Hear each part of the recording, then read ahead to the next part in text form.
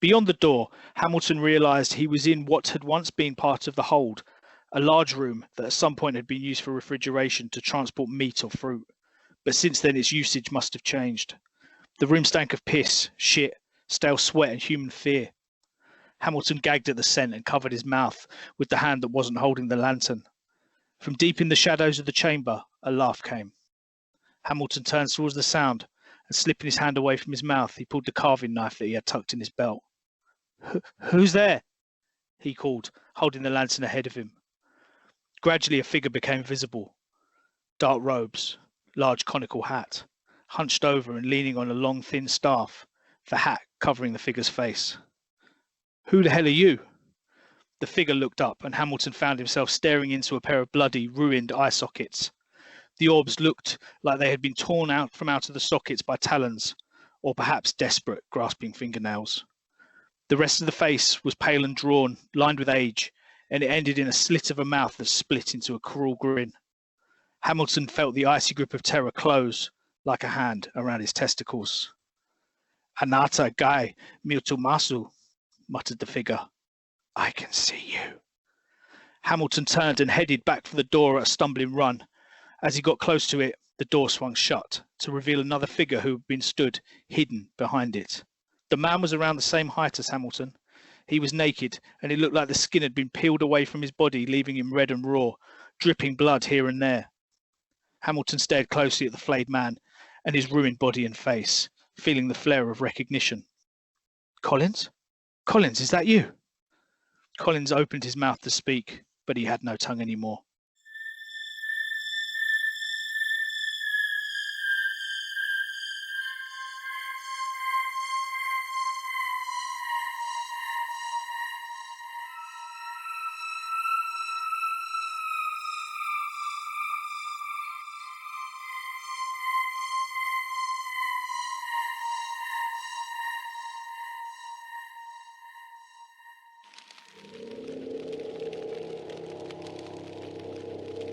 Hell is not on earth, it is at sea.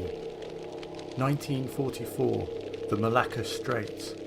Blood slicks the deck of a Japanese ship as a terrible ritual is enacted to aid the failing Imperial forces against the Allies. The ritual rends the very fabric of our world, giving access to another realm beyond the ken of man. 9 survivors from the torpedoed Empire Karoo are left adrift in a lifeboat. But after weeks in the water, they find haven on an abandoned ship they find floating in a strange fog. The Shinjuku Maru. 9 souls are heading straight for hell. The Shinjuku Maru has been there before. Hellship was written by Benedict J. Jones and published by the Sinister Horror Company in 2018. In this episode of Sinister Reread, Justin Park chats with Ben about one of the publisher's more historically researched titles. Hi, this is Justin from the Sinister Horror Company, and I'm here today with Benedict J. Jones, author of Hellship. Ben, how are you today? I'm really good, Justin. Thank you. And thank you for having me here as well. No, absolute pleasure. Absolute pleasure. So, Ben, we're here today, as I discussed, to talk about your book, Hellship. A book set in World War II? Yes. It is World War II. Right, make sure I get my World Wars right. Okay. So set in World War II. So unusual book for the Sinister Horror Company in the fact that it's got very much a historical theme and historical setting. So it's a very interesting piece of our catalogue. So a book that I'm really keen to kind of explore. So the first question I really want to ask, which I like to ask all authors about their books, was just simply why did you write the book? I think it came from an initial spark, which oddly feeds into the cover as well. The cover almost captures the essence of the image that first drew me to want to write the book. I just imagined this group of people, it's quite a disparate group of people, all in a lifeboat together, and I kind of wanted to know where that story went. And initially, it was very different. It wasn't particularly going to be set in the Far East. it was going to be set in sort of the shipping lanes off West Africa and involve one of the German raiding ships that early in World War II raided Allied shipping while disguised as merchant vessels themselves. And it was only while researching them that I came across the Japanese ships. And also early on, it struck me that we've got to call it Hellship. That's just a great name. And when I popped Hellship into Google, the research took a completely different sort of aspect then. So the picture you originally got the inspiration from, where was that picture? In my head, really. I mean, it was an idea of, well, let's get this group of people on a boat. That's nicely isolated, a good horror trope, cut them off from everything else. Then we can have them discover a ship. And at the time, I think it was going to be a German ship with some kind of occult device upon it. And then while I thought, right, we're going to need some research around this before, and that's when I suddenly thought, actually, you do get a lot of weird World War II stuff involving the German occult. Why don't we try and open it up a little bit and actually look at one of the other major opposing forces for the Allies during World War II, which was the Japanese, which I do feel are sorely underutilized when it comes to weird World War II. And that's interesting because that comes back to a book where I'd known you from before, from the book Slaughtered Beach, which again uses a Japanese character in there, does it not? It does. And a funny one about this sort of Hellship and Slaughtered Beach is you might get the impression that I don't like the Japanese very much because I always seem to make them the villains or the evil occult masters, but that's not the case at all. It's just they're things that interest me very much. I mean, I made sure that there was a note in the book explaining that it's in some ways it's me working out why the Japanese would commit some of the acts that they did involving sort of merchant sailors. And Slaughter Beach went along similar lines in that I was trying to really talk to myself and explain why more than 20 years after the end of the war, there's still a guy living in the jungle who probably knows the war's over deep down, who would continue to fight. So you see these kind of these historical figures, and you kind of think to yourself, you're putting yourself into their brain and working it through to understand, well, how would this actually come about? Yeah, and in some ways trying to work out why it would be possible to do that to people. Because I mean, we, as horror writers and fantasy writers, we often use things, but sort of if you think about a mass ritual killing, if you try and turn that into something in the real world, these things happen, but they tend not to have such grand explanations as, oh, it's a ritual to summon an old god or what have you. They're very mundane and horrible things. And in some ways, it's trying to explore the psychology of that as well, of why something like this would occur and continues to occur as well. Yeah, and it's interesting you say you went down that kind of Japanese route when you were researching them in the Japanese vessels. So these Japanese vessels, can you give us a bit more history of the actual reality of them? Well, what they would do was they took a large amount of prisoners quite early on in the war, and they needed to move those prisoners around. So the easiest way to do it is by using old refrigeration ships. And obviously, 1,000, 2,000 men stuffed in the hold of a refrigeration ship isn't a very nice experience in passage. And so they became known as hell ships after the war. Often they were actually sunk by the Allies, who took them for supply ships. So as well as being stuffed into a hold, starved, and having water kept from you, there was a good chance you'd either be sunk by a plane from your own side, or a submarine from your own side would put a torpedo into the ship. So a lot of men died in that way as well. And then the other side of it is you were mainly being shipped between slave camps, basically, of where you were used for labor. The journey was terrible, but it was going from one hell to another. Yes, very much so. And that was very much what I tried to capture in the prologue as well, which is probably one of the pieces of writing I'm the most proud of in any of my books. It certainly sums up an atmosphere straight away, brings you into the idea of the ship, which is interesting because that's with the prologue. It sets everything up and then almost kind of takes it away again. So you're left with this kind of idea of the hell that's just happened, and now you're somewhere else heading back into it. Was that something that you were conscious of? Was that the effect you were going for when you wrote that? Yes. I think that was a real attempt to try and actually to get into the head of someone in that situation, and I think it's almost unimaginable unless you end up in that situation. Because I read some sort of first-hand accounts of that, and a lot of the stuff in the prologue was talked about in these first-hand accounts, that you were in the dark. People had filled their canteens with piss and were swinging them around to keep people away from them, clubbing them around the head with them. There were dead bodies underneath. People were being suffocated just in the mass of bodies. And it sounds like absolute hell. And I do think sometimes that is why I try and put a fantastic explanation on something, because that seems a lot better than the reality of that's just what people do to people sometimes. Yeah, the reality is perhaps even more horrific than the kind of occult sort of side of it. Yeah, very much so. And can I ask, when you are doing your research to come up with the ideas for the book, where are you getting this research from? Books a lot of the time. I read quite sort of widely in terms of historical, factual books, not just fiction. Online as well. I find Wikipedia a great resource. It's not a resource to be fully trusted at that level, but to give you a very top level description of something, it's quite unbeatable. It's wonderful in that you can put in the name of a ship, and it'll give you a brief history of the ship. I mean, it's always a good thing to double check the facts somewhere else, but for a at your fingertips resource, there are a few better for the modern writer, I think. Yeah, I do wonder how people got on beforehand.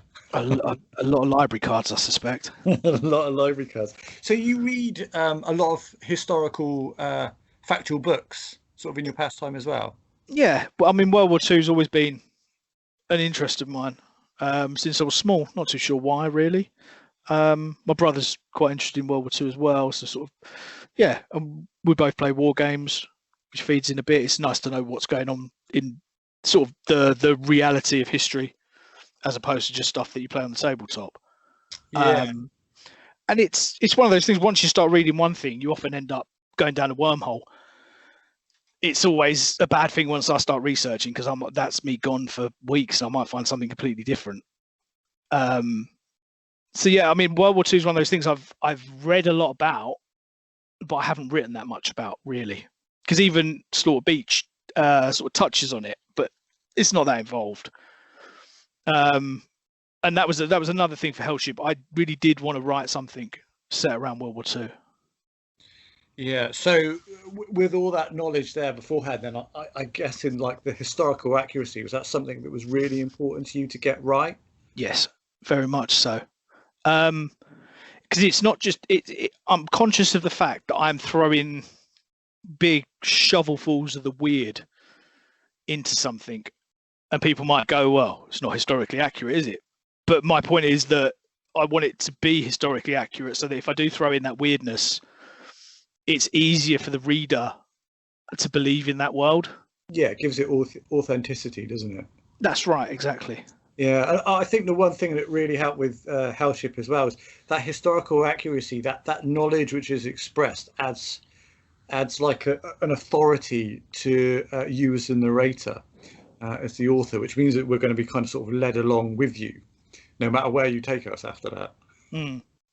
Yeah, because it is important to get it right. I've said it previously when I was talking about my Western fiction, because there's that idea that you can write a sort of cardboard Western, where it's got all the trappings, but it's not quite based in reality. It's in this kind of world that exists alongside. Whereas I like mine to exist in the real world, my weird to happen with a real world context. And so the research that went through, is this kind of normal for you when you do writing? Do you do a lot of research for I mean, you did a lot of research for this book. Do you do a lot of research for other books as well? Generally, yes. The Charlie Bars one's a little bit less so. Yeah. I'll research specific things within the book, just because the environment's kind of quite well known to me, and some aspects of the world that he lives in. Yeah. Whereas something like Hellship puts me into a completely different element, and that's a good thing, I think, as a writer. It's quite challenging. But I would encourage anyone who is doing that, you need to know what you're talking about. I'm not a great believer in write what you know as being the only thing you could do. I think you can write about anything you like, but make sure you know about what it is, even if you've not experienced it firsthand. Because it was quite important. There's some serious subject underneath Hellship. As much as it's an entertaining piece of horror fiction, there's the serious matters of the merchant sailor massacres, the Hellships themselves, the merchant sailor losses during World War II, which were horrendous. I think it was it's about 27% of the British merchant navy were dead by the end of the war, which is a higher casualty rate than the army. Sobering thought, isn't it? Yeah, as just blokes who were doing their jobs, really. And that was another part of it. Was I was trying to look at World War II and the edges of it, the kind of the bits around the big stuff. So not Battle of the Bulge, not D-Day, not El Alamein, not Iwo Jima, but the guys who were doing the normal jobs for the sort of 6 years in which the world went completely mad. And that they make for some interesting characters, I think. Yeah, and it's interesting. I want to keep on the subject of the research at the moment, because it's I don't usually get to talk to authors about research as such, and obviously you've done quite a lot of it. So can I talk about that process a sec? So when you're doing research, are you capturing notes? Like, are you jotting stuff down or writing stuff down on a Word document? Or are you just absorbing it in your head? Like, how are you capturing that? A bit of both, I think. I will generally make notes about the important stuff I need that I think I'm looking for, but also anything that might really, really catch my interest. But then it's surprising the amount of stuff that you just absorb through a lot of reading, a lot of research. For instance, for the merchant sailor characters, I try to read up on as many sort of easy to find biographies of World War II British merchant sailors as I could, and came across some fantastic stories. None of it got used in the book, but I think it all helped to create better characters. And this is one of the things I was going to ask as well. Like, if you could say like a percentage of the so you think about the research you did, how much percentage of the research actually made it onto the page, and how much was more kind of sort of background to help inform what was going on? Oh, I'd be surprised if 20% made it onto the pages. Yeah. The rest of it's all background and all things to get to know. But then an interesting one is I sometimes get lost in the really small stuff. Like, I remember there's a part in the book when he goes and searches through the cabins and he finds a box of Japanese cigarettes. I think they're called Golden Bat. That probably took me about 3 hours to find out what a really common Japanese cigarette was at the time, that lots of their sailors smoked and lots of their soldiers smoked and would be aboard a ship. So it's easy to fall down the wormhole, as I said, of research and go, right, I want to know. But that's the challenge, isn't it? If you're doing something historical, it's like you just think about what they're wearing, just their clothes, and like you say, their cigarettes. All these things you've got to, if you're going to make it authentic, you've got to work it out and research it. It can't just be, oh, it's just someone walking down the street in a pair of jeans. It's like, well, what were they wearing at the time? Yeah, exactly that. I think the more that the writer knows, it doesn't necessarily have to go on the page, but it influences other things that you do put on the page.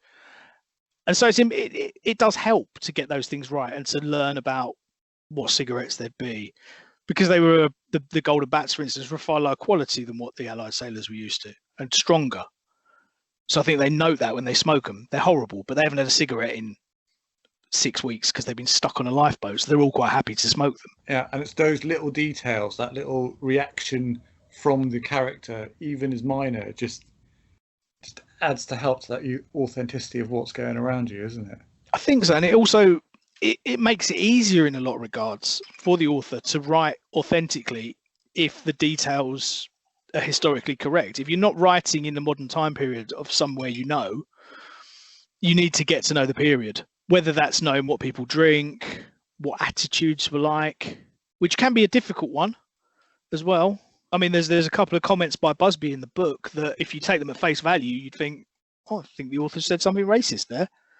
But it's not. It's a character within the book who at the time would have probably been more racist than I make him out to be in the book. Yeah, oh, and there's a difference, I think, isn't there, of separating what a narrator's voice is saying as opposed to what a character's voice is saying. But I was going to ask about that because the other thing is the attitudes. I mean, the attitudes of people are very different in any kind of time period, aren't they? So how did you go about researching those? I, in the same manner, and you find some of them to be quite unsavoury by our standards today. But that doesn't necessarily mean that your characters have to all hold those views, because lots of people at the time didn't hold those views. So you can look at the system as a whole, the man, or whatever you want to call it, as an over sort of bearing racist patriarchy. But the individual characters within don't necessarily need to react like that. And I think from a lot of the reading around the merchant sailors, they were a strange bunch of guys, really, because a lot of the ships were interracial at a time when the world wasn't. There were multi ethnicities, nationalities, religions, but they made their own little world, this world of the merchant sailors. So I'm not saying there wasn't racist merchant sailors, but if you're going to find a bit more tolerance anywhere, it would be somewhere like that. Somewhere well travelled, yeah. Yeah, that makes sense. Because they haven't got a choice as well. They have to work. Everyone has to work together. Otherwise, you're at sea. The sea will eat you. Thing I want to ask, still sort of touching on the kind of the accuracy in the research, is that because you're talking about, we've got the Japanese, the hell ship and that, there is some Japanese language going on in there, and I wondered how did you get that? Can you speak Japanese or? I can't, no. But that was mainly using Google Translate and other bits, to be perfectly honest. It was to give a flavour for the reader that doesn't read Japanese or whatever, to give you an idea that something's been said. And then it'll often be translated in italics so that the reader kind of knows. For instance, in the bit I read earlier, it's a very basic phrase of, I can see you. That takes on a completely different connotation when that's then translated for the reader to realise that a guy who's probably ripped his own eyeballs out is saying that to someone in a dark hole. Let's move away a little bit from the historical stuff a sec. And just what I'd like to talk about is, if we think about the book in the story as a whole, as well as the influence of the historical time and the era, was there any other influences that was in the book? So, from the story and the horror sense, was there any other books, films, music, anything else that was a direct influence on Hellship? Yeah, mainly film. Yeah. There's probably three standouts. I think, just to go back to what I said earlier, that image in my head, once I started researching, I realised I had seen that image in my head before when I was probably about 10, watching films on BBC Two, when they just used to stick absolutely tons of black and white films on in the afternoons. Right, yeah, I remember that. Yeah, Lifeboat, Hitchcock. Group of people stuck on a boat. They think one of them's a German submarine commander. And it all got... I suddenly realised, sort of, when I've written a bit of Hellship, that the initial idea was probably something that was lurking deep in my subconscious, going back to being 10 years old and watching films on BBC Two. And certainly Lifeboat, with its sort of wide cast of characters, very much influenced it, I think. But the bigger influence, and I think most people who've read the book take this away and they know it's there. It's not meant to be a hidden sort of influence. It's Event Horizon, possibly the best sci-fi horror film ever made. And there's lots of little nods to it in there. But I just thought that was fantastic. When I first saw that, I think I was about 16, 17. And that's always had a huge influence on me. And there's a lot of that in there, of where's the ship been? What's it done? What's soaked into the very essence of the vessel? And how does that affect the innocents that have just stepped on board for whatever reason? And then I think probably the last one would be Ghost Ship, the early 2000s remake, I believe. I'm not too sure. I've actually seen the original. Oh, that's the one with the really impressive start scene. I'm not going to say it in case anyone's... Yeah, I don't think the effects stand up at all anymore. But there's a few nods in there to that as well. I think there's a scene with a cable firing, snapping across the deck, and that was very much sort of meant to be a nod to Ghost Ship and a little homage in there. A film that could have been fantastic, but wasn't. That was the films. Was there any books, any writing styles that you think may have influenced you as well? I'm not too sure on this one. That's a really good question, in that I've not really considered it myself. And I'd say probably no. Nothing that I can think of. But whenever I say that, I'll probably remember in a week's time that, oh God, of course. So I think, no.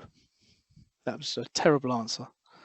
It's not terrible. It's an honest answer. I mean, in your writing in general, do you ever think that there's any other writers that have influenced your style to form the way that you write now? Yes. Yeah, in terms of style, I owe a great deal to Chester Himes, who wrote a lot of his books by, what he'd do is, because he only got paid for 200 pages, he'd put out 200 pages of paper. And when the pile started looking like it was getting low, he'd start rounding up the story. And to me, that's a pure exercise in how to pare down your language, which I've always liked to do. Don't use 10 words when you can use 2. And I mean, that probably comes from writing the sort of noir fiction, the very stylized sort of neo-noir, and really paring down the language, distilling it almost to get the essence. That's always fed through into, I think, all my work, whether it's crime or horror. But it's odd, isn't it? I mean, we all read so much that it's hard to know what gets into your writing style itself. I'm sure there's a lot of Barker in the more horrible stuff, in a good way. That he was the one who showed me that you could really show stuff. It didn't all have to be off screen. It didn't all have to be glistening fangs and what have you. That was proper horror, proper body horror and everything else. So some of that in there as well. And how did you actually come to write Hell Ship? I'm always fascinated by how an author approaches actually writing it. So you've got the idea, you started to do some research. Now, what do you do? Do you sit down and write a plan out, or do you just get straight on the keyboard and write it? How did that process come about for you? I'm generally a straight on the keyboard kind of guy. I like to have a rough idea in my head of the beginning and the end. And I usually like to say that the journey in between the two is what's fun for me and what makes writing so entertaining. So normally I've got a few scenes that I know I want in there, but with a cast of characters, I then often want them to tell me where the story goes. And it can go down some surprising lines sometimes, just by these creations that you have can very much have voices of their own if you've formed them in the right way. Right. Okay. And with those characters, then we say forming them in the right way. So although you say you kind of get straight on the keyboard, these characters then are they in your head, or have you worked on them before, written them down somewhere, and come up with some ideas? How have you formed these characters? A little of both. I like to write the odd thing down, but a lot of the time it's in my head until they're at a point where I want to write a few notes, but not too many, because that can also kill the process slightly. There's one scene that really sort of sticks with me from when I was first starting to toy with the idea of Hell Ship. The scene between Snell and Busby in the lifeboat, that was in my head for about 2 or 3 months before I wrote it. All the way down to Snell tries various ways of stamping his authority on Busby, and Busby just doesn't respect him at all. And eventually Snell's only option is he takes the pistol out of his pocket and says, well, do you respect this? And just points a pistol at him, because that's what someone's told him. He's a sort of 16-year-old guy who's learning to become a naval officer. And at some point in the past, his father's took him aside and told him a story. And he's managed to put this pistol in his pocket as he leaves the ship, and that's what he has to fall back on, because he realizes he can't control Busby. Busby's almost a force of nature, but by threatening him with a pistol and telling him you can have him hogtied till you reach Sri Lanka, or Ceylon rather in the book, he can try and get him in line. And it was that was one of the scenes that actually made me go, I want to write a little bit more about these characters. And then I found the problem with some of the characters in Hell Ship is they tried to get away from me. How do you mean? Well, Busby and Snell were never meant to have this relationship that dominated my writing of the book in some senses. The book was meant to have Connolly as my sort of usual rugged, slightly flawed hero type. It didn't go like that. He stayed very quiet out of all the characters. So effectively, you've got these characters, you've got the ideas of, so you've set up in your mind who they are and how they react, and then you put them in these situations. And how they might react, what their personality would sort of allow them to do. And to me, Connolly was going to be the hero. We would have learned a lot more about Connolly's life and everything else. But Busby, Snell, Lily as well, in some ways, all kind of, they spoke a lot louder once they got to the page and changed perhaps the nature of the narrative. So was it that it changed the way the plot was going to go, or was it just you changed the way that the characters were reacting within the plot? A bit of both. By as I said, I've got my point A, I've got my point B. In between what happens, that's the book. And the way it probably would have gone if you'd have asked me when I first wrote, I don't know, the first couple of chapters, Connolly would have played a more prominent role. He'd have definitely been the guy we'd have known the most about by the end of the book. But as it was, it just didn't happen. And I think the book's a lot richer for that. Because it is an ensemble cast. There probably are too many characters, but the ones that shout the loudest deserve their sort of page time, really. And also some of those characters that may have been minor actually ended up being my favourite characters in the book. And how long then did it take you to actually write the book from start to finish? Once you've gone, right, okay, I'm sat down, I've got my fingers on the keyboard. From then till this is the finished manuscript, how long did you say that was? About 6 months, I think. Push it to 8 months, maybe. There was my classic novella break when I decided it's all rubbish and I don't know how to finish it. So there's and when did that come? How far through? That normally comes about 2/3 in. Same thing happened with Slaughter Beach, interestingly. And I'm interested in this because I suffer from the same thing. I don't want to go into too much about my own bits, but I'm interested to hear it from somebody else. So, and tell me about that feeling. So you're 2/3 of the way in. How do you feel about the book? You don't know whether it's going to be a novel, a novella, or a saved file on your computer that's never going to be finished. You kind of put it to one side for a bit. Is it a short novel? Is it a novella? Not too sure. Maybe someone reads it, says something back to you. Maybe you read it again, or you can't quite get the characters out of your head. But maybe after a month, maybe it's a month and a half, 2 months, suddenly you come back to it and you go, I'm going to bloody well finish this. Maybe you're going to drop out some of the big grand twists and turns that you had planned, and you hammer through. You hammer through and you get to the end of it and you look at it and go, it's a novella. It's a novella, that's what it is. We'll see what we can do in the edits. When you were first writing it, the first 2/3, when do you find time to write it? Are you writing it every day? Are you writing it once a week? Trying to remember exactly with Hellship. I think Hellship I was writing about 3 or 4 times a week, mainly in the evenings after work and sort of Saturday nights, Sunday nights.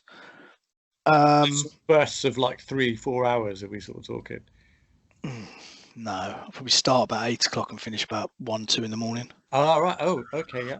Although by the 1-2 in the morning part, I've normally, I wouldn't say lost interest slightly, but I might start doing a bit of research instead and whatever. But yeah, it's probably a good 4 or 5 hour run at a time. And I normally start off by going back over the last piece of the book that I've written.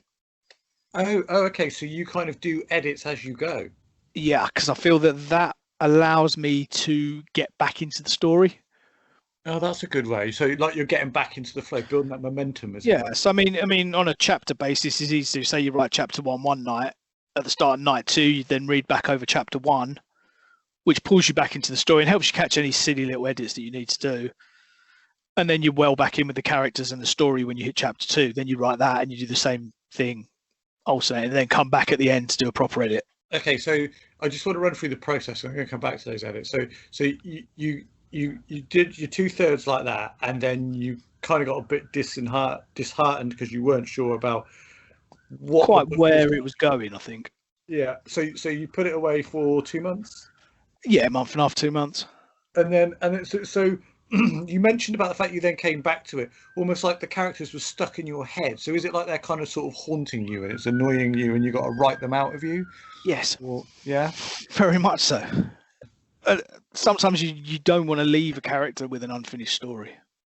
Okay. Even with a finished story, sometimes the characters keep bothering you. I mean, Charlie Bar's and the Charlie Bar's books, there's been so many books because he keeps bothering me until I write another one.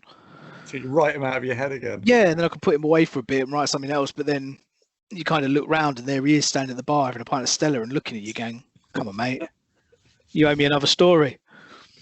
Okay, so then when you come back to it, so you're a bit cold to it then, but are you now enthused and determined to finish it, or do you approach it? Did you reapproach it in a bit of a weary, oh, come on, let's have a look, see what this is? I think you approach it in a slightly wary manner, like a rodeo rider thrown into the dirt by a bucking Mustang. I think you worry that it will throw you off again and you won't be able to finish it. But you've kind of got a determination that you want to finish it and you're going to wrangle the beast into shape. But you never know. There's things that I've gone back to in a similar way and not finished. And maybe those ghosts just sort of don't scream loud enough over other characters and new characters that they've remained unfinished and sort of dead on a hard drive somewhere in the ether. When you came back to Hellship, you then came back, finished the last third of it, and then you went back, because then you talked about you then go back and do an edit, right? Yeah. So I'm just curious, how many drafts did it take? How many edits did you sort of go back and do? Probably say about 4 or 5 full drafts. And do you find that did you find you were changing much in there? Yes, in Hellship. Yeah, in Hellship. So you're changing a lot. So I'm curious, what kind of things were you changing? Were you changing language or story structure or? There's a whole thread that's not in the published book. Oh, this is exciting! I always love to hear it. So what was that? There was you can spot the seams. This is an interesting one because the scenes that kind of led into the thread are still there for the avid reader who'd like to look. There's a scene when Connolly takes some books. He takes a logbook and something that looks like a diary. In the original thread, that's in English and he can read it. And he does. And then there's a bit later when he takes them out and someone says, "What do you make of it?" And he goes, "All in bloody Japanese," and just throws it on the table. That was the kind of cap to take that out of it, really. So what was it? What? It was a diary written by the first naval officer of the ship, who was a Japanese Christian, and he'd been taught by missionaries, sort of turn of the century. Oh, sorry, just after sort of 1920s. So he could speak English, and so he'd wrote a diary in English, knowing that the Japanese army officers couldn't really read English, so they wouldn't. And he was writing it for his wife to explain what he'd been doing in these years while he was away. And the segment focused on the Shinjuku Maru between the prologue and when our characters go on board. And there's some more details around the priest, sort of explains his proper name, and some more stuff, some sort of cosmic horror stuff, really. Interesting. So why did you then feel you needed to remove that when you were doing the edits? Beta reader feedback. That it was a massive sort of, what do you call it, Deus Ex Mechanica. That it was too convenient that it was written in English. Everything else, in some ways, I feel like maybe if I'd sat down and had a bit more thought around it, I could have worked it through. But I think at the time where I said the book had kind of thrown me off and I'd had to get back on to finish it, I didn't. I took it out and thought, maybe you're right. Maybe I've tried to make it too much. Maybe I've tried to go too many ways with it. I'll take this out. Again, weirdly, echoing Slaughter Beach slightly, there's a conflict that doesn't happen within Hellship, which obviously my original intention was for it to very much happen, and then it doesn't. And what was that? Busby and Connolly, because Connolly stops Busby from stabbing Snell in the lifeboat, but warns him that Busby warns Connolly that we'll talk about this later. But when they ever talk about it, Busby suddenly becomes very reasonable. Whereas I don't think that was my original intent. What was your original intent? For them to have a fight? Oh, at least. And possibly sort of vie for leadership of the group and the direction in which they're going to take, which would create a bit more conflict. But suddenly when you've got sort of bloated flesh eaters trying to eat you, to me, a bit of a row between two sailors, I think they would put it to one side. But I could see it there again, and it echoed some stuff in Slaughter Beach where two of the main characters look like they're on a collision path and then actually sort of suddenly sort it out quite amicably. So that is something I'm keeping an eye on for any future books. All right. If I put people on a collision course, they're going to have a collision. It's your trademark. Yeah. So you talked about beta readers. So who do you use for beta readers? My good friend Anthony Watson. Yeah. Who I also write stuff with. So I feel that we know each other's styles very well. So I read a lot of his stuff. He reads a lot of my stuff. And we're very similar sort of intents with what we're trying to write and why we write it. So that works well. Sometimes I'll get my brother and some other members of my family to look over it as well. I know there's a thing of don't get your family to read it, they'll just tell you what you want to hear, but yeah, my family aren't quite like that. They'll be brutally honest with me in some regards. Good. Sometimes only family can tell you it honestly. Exactly. Oh, okay. So and you've used Anthony and like members of your family for since you've been writing? For some books. Depends on the book. I don't think I've ever had a book where I've written it and gone, no one needs to look at that before I send it out. It's amazing. There's always something deep within me that wants someone else to read it. And even if they come back and go, well, this doesn't work, and I'll go, right, that's fine. I can change that. I can fix that. That's salvageable. But as a whole, and then as long as you kind of get the little nods, you think, right, okay, we've got something here. Let's work with it. And what draft do you send out to beta readers? So, because you write the first one and you go back and do edits, is there a particular draft where you go, right, that's good enough to go out? So if we take Hell's Ship, for example, do you remember which draft you sent out to beta readers then? I think bits had gone out. I won't send them to everyone, but Anthony, for instance, I'll send a piece and go, well, what do you think of this? Does this work? What doesn't work with it? So often work piecemeal slightly with that. In terms of the actual draft, it's probably maybe the third draft went out, maybe the second, and then some changes from the feedback then again. And then it goes out again after you've done the changes, do you? Yeah. So when you hit that 2/3 block, did you send it out for people then to read? I think Anthony had read some of it, and a few other people read little bits. But no, I'm not sure I sent it out at that point. I think at that point it kind of got saved and just got left for a bit. Left to stew. Yeah, stew's a good word. Stew's better than I just because there's plenty of things that I do that with. And I mean the worry is always that you never come back to it. Well, I do tend to come back to it. I would normally come back to it maybe when I'm writing something else and I've saved it for the night, and then I'll go, I'll just have a little read for an hour before I go to bed. I haven't read that in a while. And you read through it, and I think the hope's always that something will leap out in it and hook you back in and make you finish it. And then occasionally there's things where you go, yeah, I understand why I stopped writing that. It's I can see it's a cul-de-sac, or it does happen, doesn't it? So sometimes you do have to turn around and go, that is not a good idea. I'm not going to work that one out. That was I've just gone wrong here. Yeah. I mean, I've got a 35,000 word post-apocalyptic detective novel that I occasionally go and read. And by the time I get to the end, I normally go, it'd be too much work to try and finish this. So no. One of the things I wanted to ask as well, because very interesting, when you talked about writing, and it's something that I really like as well, it's about the whole thing of writing succinctly, about distilling it down. Why use 10 words when you can use 2? Yes. So when you come to edit, although we talked about there was bits, whole chunks where you went, okay, I'm going to remove that whole section out because that doesn't particularly work. When it comes to the actual language, do you find, are you adding words in or taking words out when you're going through those edits? Oh, that's a lovely question, that is. In all honesty, I'm an adder. I think I add words in, and then I might take them out again in another draft.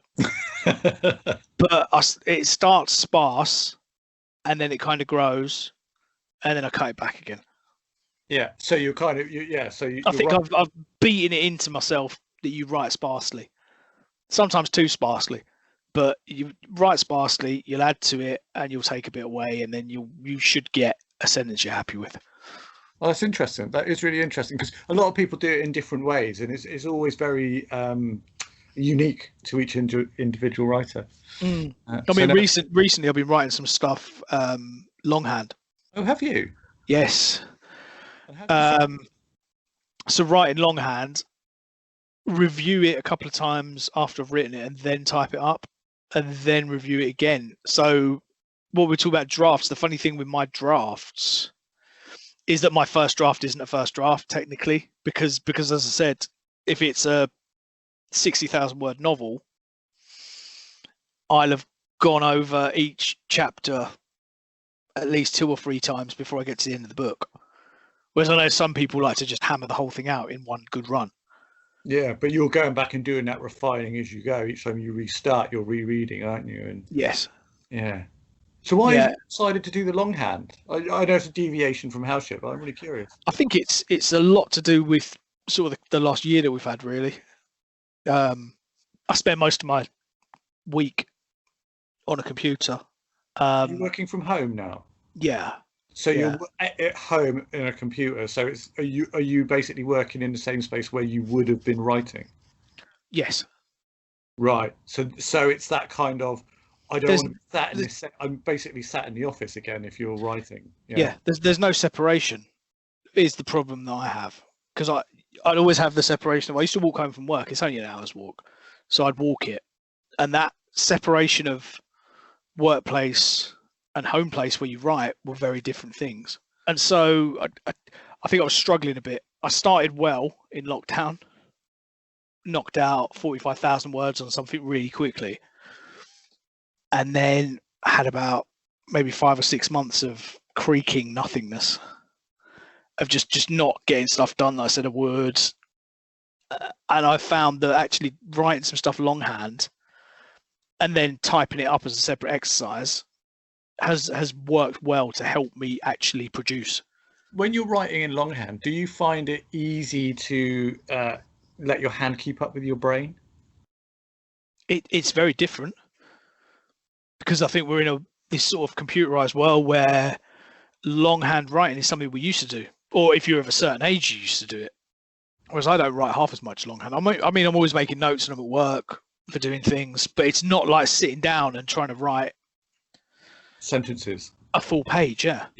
And sometimes I find by the time even a full page, you get to the end and you got to sort of massage your hand.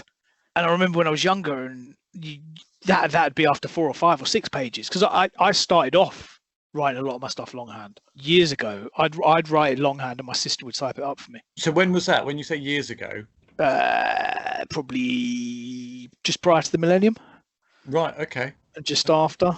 Before I sort of devoted myself a bit more and got a bit serious about the craft. But also a time when computers weren't quite as common as they are now. Absolutely. It wasn't everyone that had a computer, and certainly not a laptop. Yeah. So I do think that's a massive change that's come in the last few years. It's made it easier. Like with the Wikipedia stuff we discussed earlier, the availability of technology has made it easier to write. Not easier in the sense it makes it easier to actually write something good, but the opportunity is there to write something if you so choose. Yeah, you've got the tools to do it. They are there. So we kind of touched on a few of these things before, but I'm just kind of curious to kind of talk about within House Ship. What would you say are the themes and the messages that you're kind of exploring through there? I think isolation was a big one. That was key from the off. I often think that horror needs to involve isolation, whether that's in a geographical or a sort of psychological sense, because without it, the horror isn't quite there. So isolation was very much a key theme. In terms of message, I'm not too sure. I knew that I wanted to write something maybe with a slightly different ending than other things I'd written. What do you mean by different ending? So I think the ending for Hellship is quite deliberate, to be different from other horror novellas that I've written. Because at the end of Hellship, we have 2 survivors. That's not necessarily my usual style of finishing a story. So you mean it was a bit more happier than normal? A little bit, yeah. So 2 people get away, sort of. Yeah, because I don't want a reader to ever pick up one of my books and go, oh, it'll be a lot of fun to read, but I know that at the end, everyone's going to be dead, which sometimes seems to be the way that it goes. Yeah, well, it's strange, isn't it? I think that it becomes a bit of it's almost like as you write, you go, oh yeah, it's going to be a bad ending because that's subverting the norm, but in horror, that almost is the norm now. Exactly. So and when you've done it once, because I think the trick kind of worked with Slaughter Beach, that the presumption was there that if someone fights hard enough, they'll survive. And so trying to subvert that norm, that there's the sort of lone survivor at the end of some horror stuff, and then there isn't. If I was to do that again with Hellship, that'd be dull. And I don't like to be dull. Yeah, so it's interesting for you to keep variety in your work. Oh, very much so. I've always said that I'd love someone to pick up one of my books and not know whether it's going to be crime, horror, or maybe something straight literary, whatever. I'd rather someone didn't know. But unfortunately, that isn't the way that publishing or anything else works. No, people like boxes, don't they? Exactly. So something I always I'm fascinated with in the writing process is whether or not people listen to music, what kind of environment they set themselves around. Some people like absolute silence, some people have telly on, some people have certain types of music on. And I wondered, what is your environment? Do you listen to music or have any background sounds? How does that work for you? I'm going to be very odd here and say that I listen to the wireless. To the radio? Yes, I do. Yes. Is there like particular stations? It is. It's one station pretty much all the time, and I'll tell you why I got onto it. Not long after I got sort of serious about writing, I moved back in with my mum for a while, and all the radios in her house are set to the same radio station, and I never liked to change them. So I started just listening to the radio that was on while I was writing, rather than trying to tune it into something I particularly wanted to listen to, and found that it gave me a real variety of music. So Radio 2 is my station of choice when I'm writing. Oh, interesting. Yeah, no, Radio 2 is very, very varied, isn't it? It is. They've got absolutely all sorts on. And it's, yeah. I mean, I think at the time when I was writing Hellship, they still had the bloody brass band show on, which is about the only thing I couldn't listen to. But, oh, sorry, not the brass band. It was the Organist Entertains. And half an hour of organ music just makes you want to write faster and finish for the night, to be honest. So with the radio on, I mean, there's a lot of there's songs with lyrics and there's chatting as well with DJs talking. So do you not find that the words distract you from your writing? No, I like it. It seems to put me into a sort of serene place. So it kind of just sort of melts away into that background, is it? Yeah. And occasionally you might stop and go, love that song. Or, oh, what's that? And write it down. But it's odd. Before that, I would have said that I used to use TV in the same way. Yeah? What, you'd have TV on in the background? I'd just throw the TV on. I might not actually be watching it. I'd be kind of half listening to it. Whether I was reading or playing a game or whatever, it was kind of like I pop the TV on. And I think as I've got a bit older, I'll stick the radio on instead, and it works much better. I think the only piece of music that sticks out in my head is "Begin the Begun," which I actually did listen to while I was writing the book, because one of the characters sings it in the book, And I was looking for a song that she would sing, and I found this one, and I was just like, that's so spot on. And then I did a little bit of research about the actual song itself, and he'd written it on a cruise in a not too dissimilar area from where the boat's sailing through during the story of Hellship. So it was a nice little link, that. So I did listen to that a few times. Yeah, kind of sort of bring you into that kind of sort of mood, and that it connect you to that era almost a bit more. Very much so. And then obviously sort of Lily sings it in the lifeboat and gets other characters to sing it with her. And for me, that was quite a sort of almost a cinematic moment. You could imagine it, this sort of empty ocean and this lifeboat and these people singing this sort of 1940s song. Breaking out into a musical. Almost, yeah. We'll save that one. Hellship the musical. I can see it on the West End, man. So, talking about the characters themselves. Now, sometimes when people write books and stories, they will name characters or places. Well, the namings of them will have particular significance for one reason or another, whether that's personal or whether that's something to evoke a feeling. I just wondered if in Hellship there was any kind of significant namings or placings. The boat itself, Shinjuku Maru, is named after an area in Tokyo. That came about through, obviously, Maru is what the Japanese use for ships. And a lot of their boats were named after areas. So not just a city, but it'd be a sort of an individual area. And I couldn't find a Shinjuku Maru. And Shinjuku was actually quite a new area during World War II, which I found out since, which is probably why there were no ships named for it. And I like the sound of it, so I used that one. I think Lily, the singer, is probably clearly named for sort of Lily Marlene, which is obviously the most popular song of World War II. White Cliffs of Dover be damned. If you want what the actual soldiers wanted to listen to, slightly different. Busby, I'm not too sure where that came from. That just literally, that was his name when he arrived, which is one of those weird things. It's nice, but it's odd.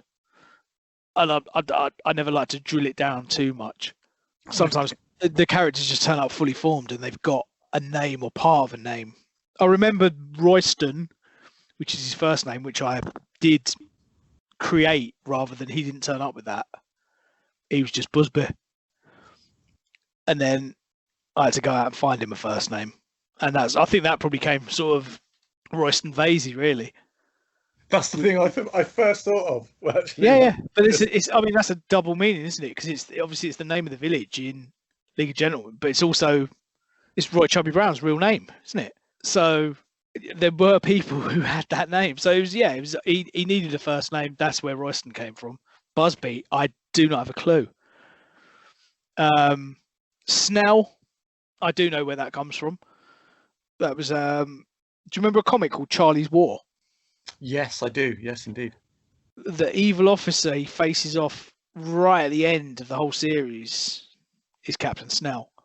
And I've always wanted to stick the name in something. And I think I gave it to this officer because when I first wrote him, he was a bit of a prig, overbearing, a bit arrogant. But that kind of fell away before the story even started. And he isn't that.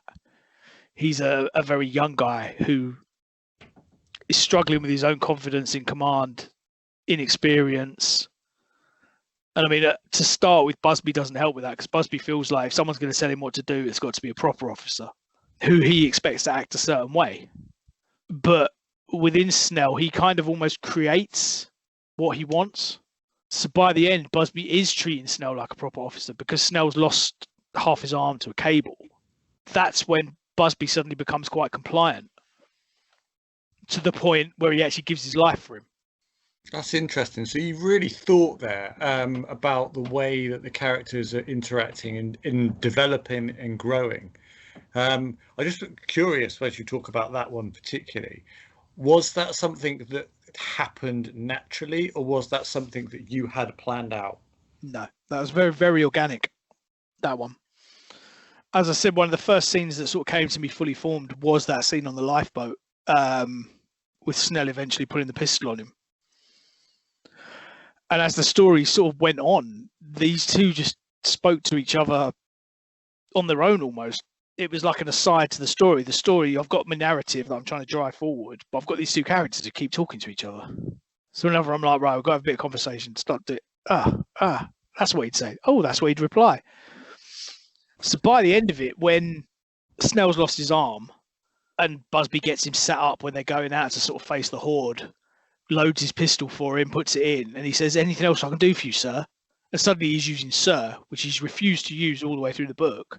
And Snell, clearly aware of this sort of shift in the dynamic, sort of says, well, you can put my hat on for me. And Busby looks at him, he's like, you cheeky bastard. But he still puts his hat on, and I think in the book tilts it at a jaunty angle for him. And the two characters are very symbiotic towards the end of the book. And that was a relationship I really did enjoy exploring. Yeah, I think it was. I think it's one of the highlights of the book, really. As you say, you've got the narrative which is going forward, but you've got this kind of subplot, really, haven't you, of these two characters? I think the Snell-Busby relationship and the Lily-Conrad relationships were the ones that really took me away from trying to write Connolly as this sort of hero to run through the book, because it was more interesting being about these sort of ordinary people than it was about having another sort of superhero running around a boat saving everyone at the end. Which fits into the central theme you spoke about the book anyway, which the book is about what was happening on the fringes of the war. So these are the fringe people on the fringes of the war. Yeah, desperately trying to survive a whirlwind. Yeah, so it's like a microcosm of the overall theme of the book. Yeah, definitely. I think I subconsciously, I don't think I deliberately set out to do that. I just find the edges of the war very interesting. But I think underneath, a lot of it can probably be determined, as you said, as it's symbolism, isn't it? The Shinjuku Maru itself is the war in the East, the ocean's life, what have you, the characters. But yeah. I mean, as a writer, you have the theme, and as you're writing the book, sometimes things appear because you've got the theme already, and so they organically kind of grow subconsciously without you even without you consciously forcing that in. It organically. Yes, I do think one thing that occurred to me since is the sailors themselves.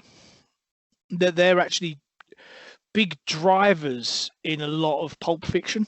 Yeah, how do you mean? So if you, in terms of literature, I mean, they've got a very long lineage. At Heart of Darkness, the narrator is a merchant sailor.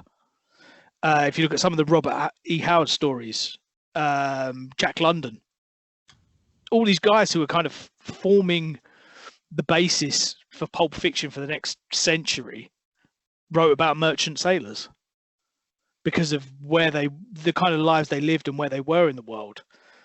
And even in some of the more sort of up-to-date films, so Indiana Jones and Raiders of the Lost Ark, who can forget the merchant sailors in that?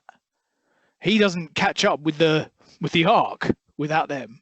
Or King Kong with Jamie Bell and the rest of the crew when they go onto the island. Merchant sailors are a sort of, I think, of late, much abandoned trope that a lot could be done with. So how do you feel about the book as a package? I think it's one of the best things I've ever seen with my name on. Excellent. With the cover, I mean, was that something that you had any input into, or was it just presented to you? I think you'd probably have a better sort of handle on this than me, Mr. JP.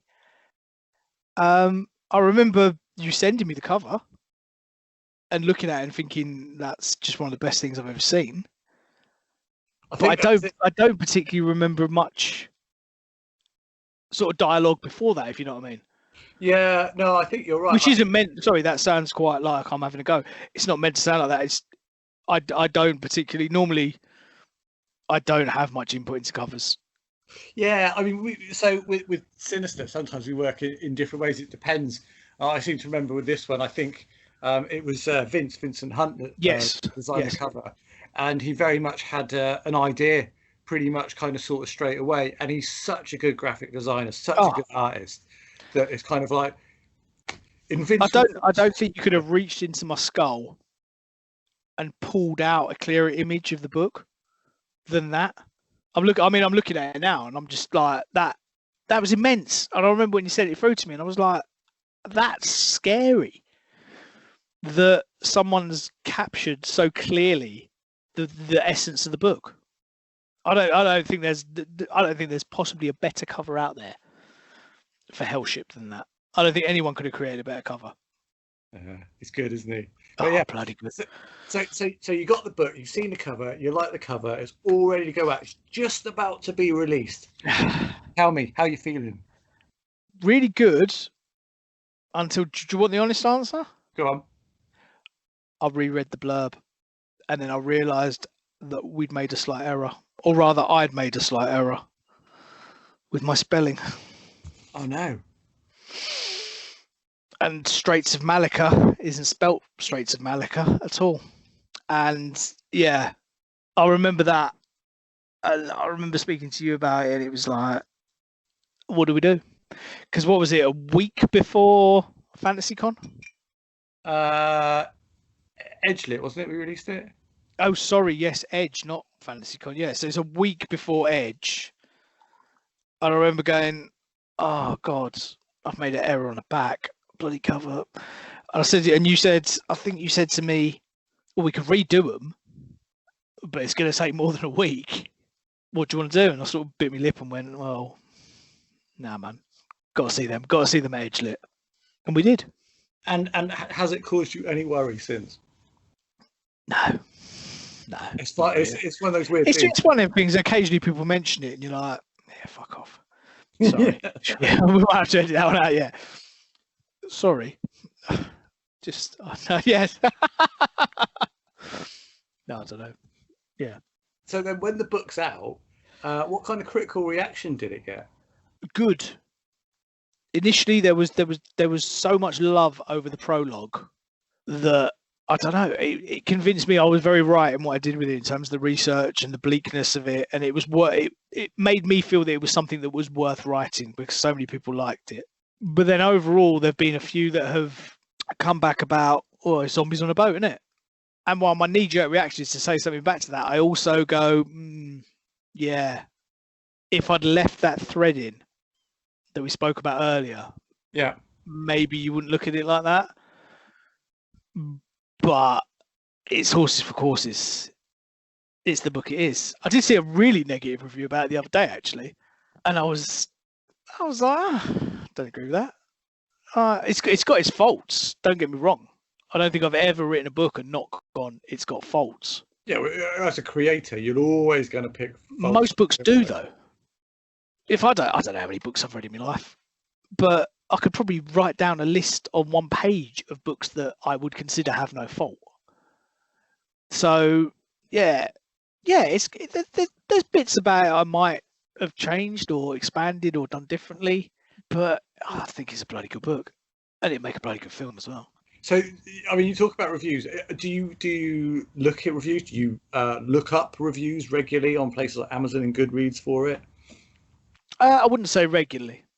I mean, I've gone through phases with books of where, especially when they just come out, I think you're eager to know. You want to know what readers have thought about this sort of book that you've put out for them. I think in some ways, for most writers, you're desperate for someone to tell you it's not shit. But I'm not someone who goes and checks every day, honestly. Honestly. No, but I might, to be honest, to be really honest, I might be for the first 4 weeks of release. And after that, I'll just check now and then. Yeah, and why is that? Is that so you can just get a measure of, is this being received well, or is it just terrible sort of thing? Is it's that sort of thing, is it? A bit of that, and I think a bit of it in the modern world, it's for promo. If I look and I've got 100 5-star reviews on Amazon, you best believe that's getting shared across many social media networks. And also, if someone puts something really nice, yes, the sort of promotional ringmaster that hides most of the time in my head will come out and go, right, let's copy a little bit of that, stick it on Facebook, tell people like your books, and do it. Whereas a lot of the time, I'm slightly uncomfortable with that. I think I write a book. I think I've got a vague idea of whether it's good or not. If I'm happy with it, that's something else. If I'm happy with it, that's kind of it for me. Yeah, like you were saying earlier, how many drafts to the point where I'm happy. And then if someone doesn't like it, to me, then that's fine. You didn't like it. If someone loved it, they loved it. But it's, yeah, I don't know. I don't write books for people to tell me that they love me. Yeah. So we've talked about you kind of looked at it and said, there's stuff potentially that you might change. It's not perfect, but let's look on the positive side. And what would you say you are most proud of with this book? The prologue, 100%. I said earlier, I think it is one of those lovely points when a writer catches something perfectly. Like you say, as a golfer, if you hit a hole in one, or in cricket you smack something dead on.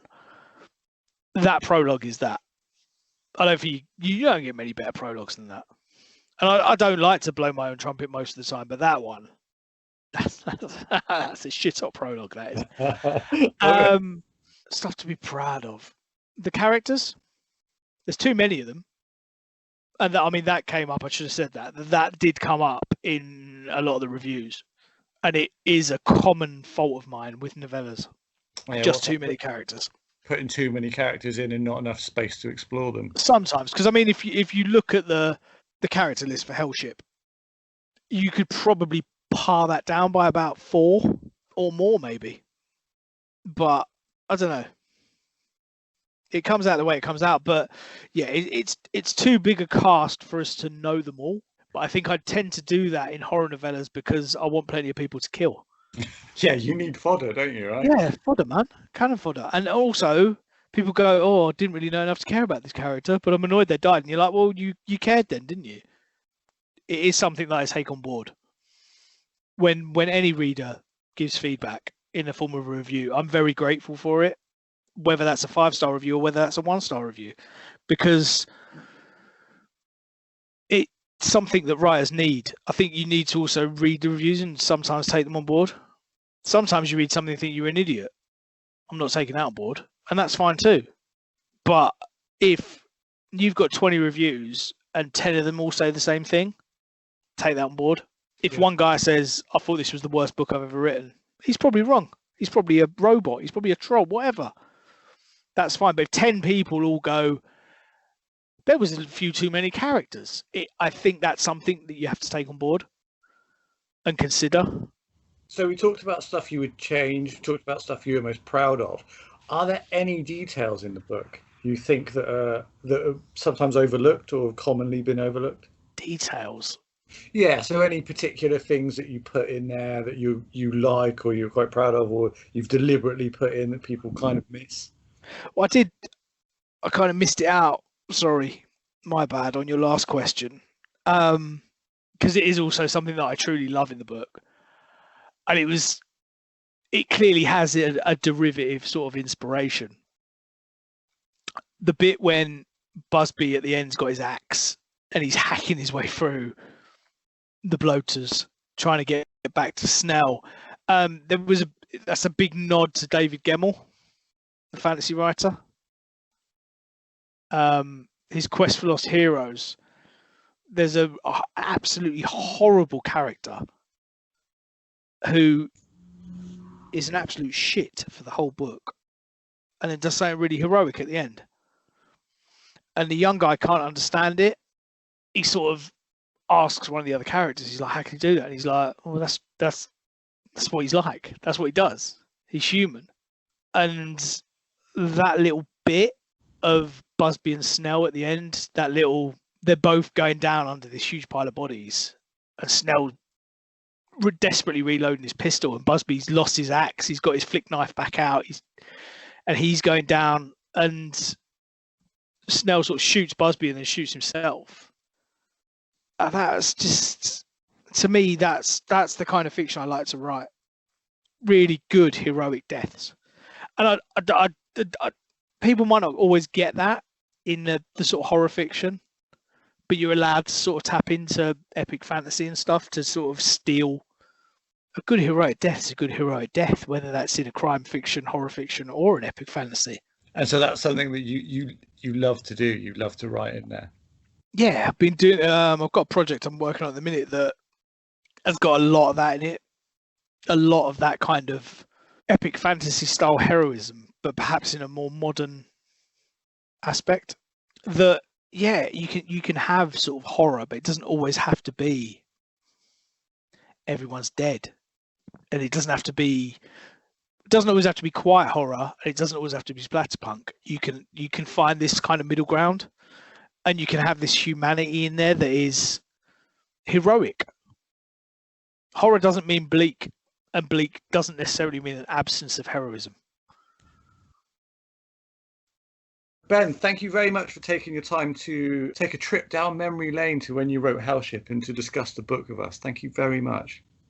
Oh, Justin, my absolute pleasure. It was lovely to go back to those simpler times before COVID, and to remember writing it, to be honest, because it is a book that I love, and I have a lot of strong feelings about.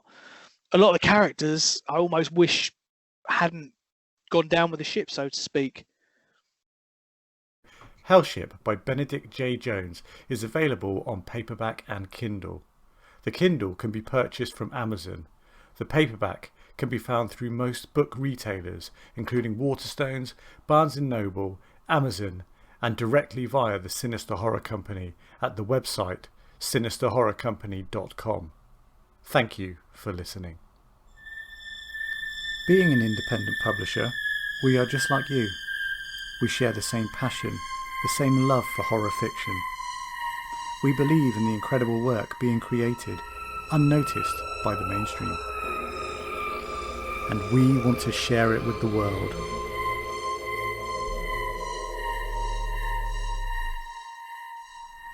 We are the Sinister Horror Company.